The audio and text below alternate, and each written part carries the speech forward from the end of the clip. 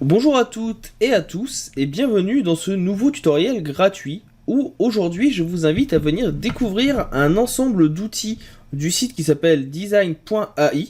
Ça sera une suite de 3 vidéos et aujourd'hui nous sommes sur la première. Nous allons venir voir donc un outil qui s'appelle Color Matcher qui va vous permettre très simplement de trouver des palettes de couleurs, des overlays pour vos photos ou encore de travailler les contrastes et les textes sur celles-ci et de façon très simple. C'est un outil que je trouve très performant, comme vous allez le voir, et qui permet de vraiment gagner pas mal de temps lors de la réalisation de projets graphiques. Avant de commencer la présentation donc de Color Matcher, je tiens aussi à vous rappeler des petites évidences, mais que je redis au début de chaque vidéo. Il est possible que pour certaines personnes, je parle soit trop vite, soit pas suffisamment. Sachez que, si c'est le cas, vous pouvez réduire le timing de la vidéo en bas à droite. De cette façon, vous pouvez venir avoir ma vidéo, mes paroles et mon curseur beaucoup plus lent, de façon à ce que ça advienne, ou plutôt que ça convienne exactement à votre apprentissage, et vous pouvez également l'accélérer au besoin, si vous voulez aller à l'essentiel. J'espère que ce tutoriel vous plaira, et vous permettra de gagner du temps et de mieux comprendre comment fonctionne Color Matcher. Je vous dis à tout de suite pour la suite du tutoriel. Attaquons donc la présentation de Color Matcher de design.ai. Comme je le disais en introduction, c'est une application, en tout cas un site que je trouve assez intéressant, parce qu'il vous permet très rapidement de venir trouver des palettes de couleurs pour vos illustrations vectorielles. Vous avez de base, en vous connectant sur le site ici, gratuitement, une sélection de palettes que vous allez pouvoir utiliser. Au passage de la souris, vous allez pouvoir retrouver ici les différentes teintes utilisées, au nombre de 5, de la prioritaire jusqu'aux plus petites. Elles sont toutes composées ici d'un certain nombre de boutons que vous retrouvez également sur le côté. La possibilité de tester avec un texte, la possibilité de venir donc avoir la roue pour modifier les couleurs, les contrastes, les dégradés ou encore de la mettre en favori. Sachant que pour la mettre en favori, il faudra par contre vous connecter. Là je ne me suis pas encore créé de compte, mais ici vous pourrez de cette façon enregistrer vos propres favoris, vos propres palettes.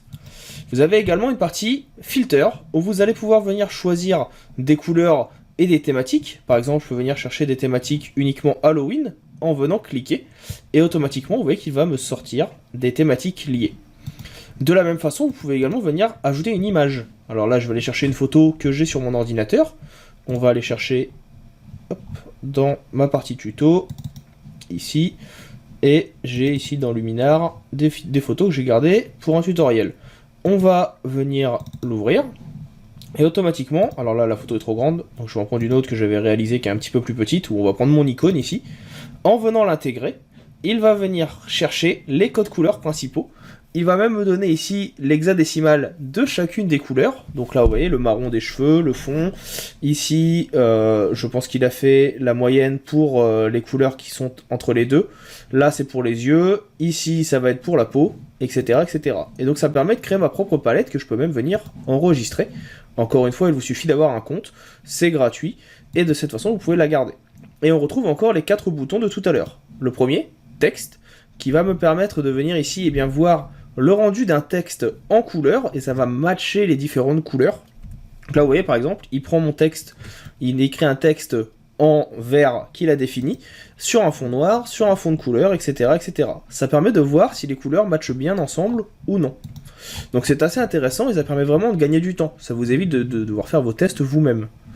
Vous avez ici la partie également donc qu'ils appellent Wheel, qui va être donc la partie ici qui permet de créer vos propres colorimétries.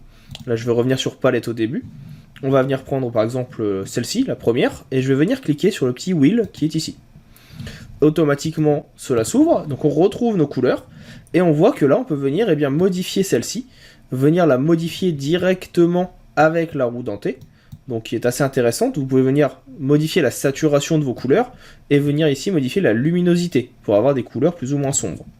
Vous pouvez également venir définir directement les couleurs en hexadécimal, si vous savez le faire et que vous connaissez la logique, les couleurs en RVB, rouge, vert, bleu, qui sont les couleurs principales, ou plus ou moins, enfin, plus que principales, qui sont les les couleurs primaires que l'on utilise. Et vous avez également ici la possibilité de venir customiser. Donc là, on est en mode custom, donc il va me reprendre les couleurs principales. Je peux demander à ce que ce ne soit qu'en une couleur, qu'il va tout me prendre dans une seule gamme. Et là, vous voyez que vous allez pouvoir venir donc modifier le tout. Il va vous faire un dégradé d'une seule couleur. Dans les analogiques, il va vous prendre ici quelque chose qui va être assez proche. Et après, on va pouvoir venir écarter au besoin. Mais vous voyez que ça permet d'avoir des choses qui sont assez logiques et qui vont ainsi correspondre les unes aux autres. Les complémentaires, il va vous prendre donc ici des couleurs qui vont être à l'inverse. Donc ici, la complémentaire par exemple du vert, c'est le magenta. Et donc là, vous voyez qu'il vous trouve un dégradé logique, une succession de couleurs, de palettes en complémentaire. Ici, il le fait en tripartie. Après, vous avez également la triade pure qui va vraiment venir faire ici une tripartie. La tétratique qui va prendre 4 couleurs. Et ici, les shades qui va venir tout simplement prendre des nuances de luminosité plus que de couleurs. Si jamais ici, je ne l'ai pas précisé tout à l'heure, le RGB ne vous va pas, vous avez aussi la possibilité d'avoir le Hue Saturation et... alors j'ai plus en tête, mais ça doit être luminosité, ou en CMYK, ou cyan, magenta, yellow, K, donc en français CMJN, pour pouvoir définir ici vos différentes couleurs. Donc là, c'est vraiment, encore une fois, la possibilité de venir créer vos propres color match, vos propres palettes. Bien sûr, comme on l'a dit tout à l'heure, on peut tester avec des textes pour voir. Et après, on a aussi la possibilité de voir avec des overlays. Donc là, vous voyez qu'il va prendre une photo, et en fait, il va venir montrer le rendu de la couleur ou de vos couleurs sur une photographie. Et vous pouvez même venir ici exporter directement votre design color en PNG. De cette façon, on a ici le rendu qu'on peut voir sur un logiciel de graphisme. Donc là, vous voyez qu'il y en a un certain nombre assez intéressantes, donc autant l'utiliser. Et vous pouvez même voir encore une fois le rendu. Ici, pourquoi pas, je vais venir prendre une photo. J'espère que celle-ci, forcément, elle va être trop grande. Je vais reprendre ici une petite. Je crois que j'ai des photos un peu plus petites. J'ai par exemple ce projet que j'avais fait. Je peux le poster, normalement il est plus petit. Et voilà, vous voyez que là il est posté, ça permet de voir les différentes couleurs en dégradé, en overlay par-dessus. Après, on a la possibilité de venir définir aussi des gradients, donc ici des dégradés, à partir de ce qu'on a fait de base. On peut venir demander ici à randomiser, ça veut dire qu'en fait il va fournir des dégradés au pif, c'est-à-dire qu'il vous propose des couleurs différentes à chaque fois. Et la petite roue sur le côté ici vous permet de définir la source lumineuse et le sens de votre dégradé. Et vous voyez que de cette façon, vous pouvez rapidement voir les effets d'un dégradé. Et surtout, vous pouvez venir copier les résultats et les ouvrir dans un autre logiciel. Ça permet que les dégradés soient déjà créés, que vous n'ayez pas tout d'enregistré. Par exemple, moi dans Photoshop, ici j'ai tous mes dégradés qui sont enregistrés. Hop là. Donc si je fais un clic droit, j'ai vraiment tous mes dégradés qui sont disponibles. Plutôt que de les garder comme ceci, je peux très bien venir directement les récupérer à cet endroit-là. On a ensuite le très simple contraste qui permet de venir en cliquant sur un petit plus définir la couleur. Pour les adeptes de Photoshop, vous connaissez déjà ici l'élément. Et ça permet donc de voir le rendu de la couleur. Et ça vous donne également des paramètres par rapport à ce que vous allez définir, et ça vous donne des paramètres de contraste, est-ce qu'ils sont adéquats ou non. C'est pas forcément l'élément que je vais le plus utiliser, mais au moins il a le mérite d'être ici. Et enfin, la dernière partie, vous allez pouvoir encore une fois ici venir intégrer une couleur. Donc là, je vais reprendre par exemple celle de tout à l'heure, ma petite test. Il me donne ici donc les différentes couleurs et on revient sur ce qu'on a vu.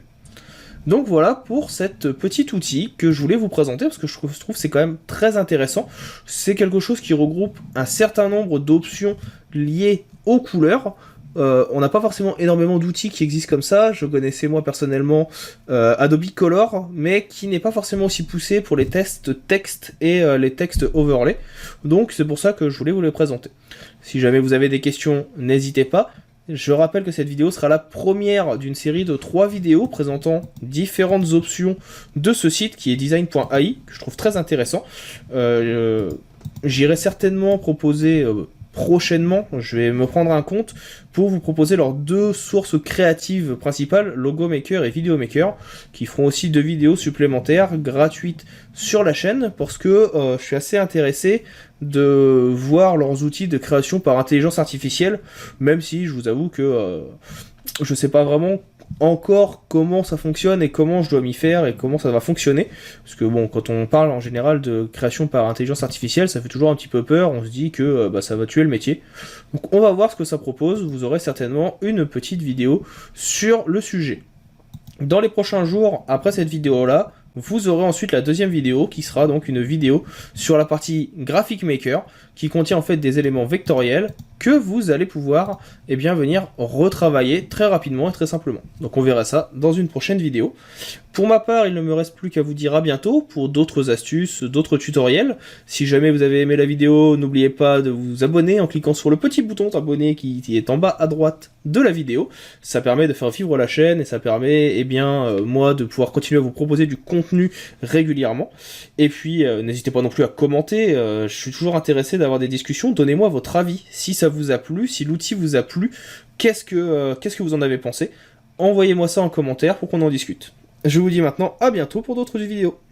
Hop hop, ne partez pas si vite. Vous avez aimé la vidéo, l'astuce que vous avez vue vous a plu et vous a permis de vous améliorer dans le logiciel que vous suivez, Photoshop, Illustrator, InDesign, Affinity Photo ou que sais-je encore. Vous souhaitez aller un petit peu plus loin dans la découverte de ces outils et comprendre au mieux leur fonctionnement, voire même vous personnaliser dans certains domaines, l'auto-entreprise, comment développer votre auto-entreprise par exemple avec Photoshop, comment vous améliorer si vous êtes développeur, comment l'utiliser la suite Adobe si vous êtes illustrateur, ou que sais-je encore. Sachez que je vous propose également des vidéos sur tuto.com que vous pouvez retrouver avec le lien présent dans la description. Vous y retrouverez l'intégralité des vidéos gratuites du site, de la chaîne YouTube, mais également l'intégralité de mon catalogue de formations payantes. Il arrive régulièrement que je propose sur la chaîne YouTube, mais aussi sur les réseaux sociaux, des codes promo pour les avoir à moins cher, donc n'hésitez pas à les suivre pour pouvoir rester à l'affût des dernières nouvelles.